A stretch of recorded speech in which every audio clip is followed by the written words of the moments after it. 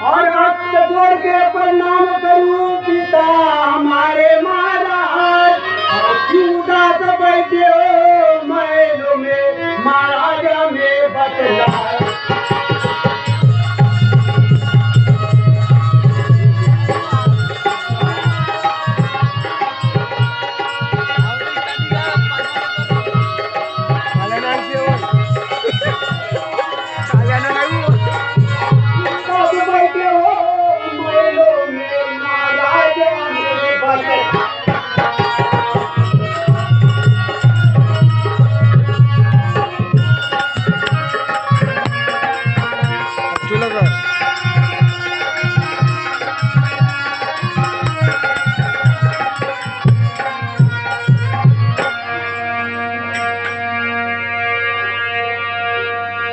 सुनो प्रधान जी बातें मेरी ध्यान लगा के सुनना।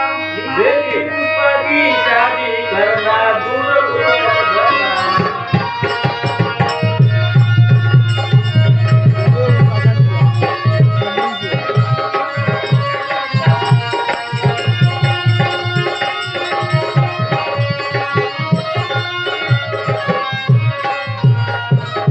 देश देश जाके बताओ पुष्पा की शादी है करना।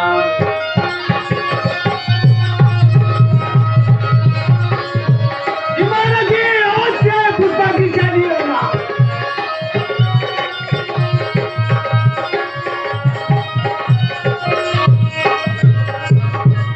ये मजबूत को चिट्ठी में जो चार्ज लगाने आएगा जी।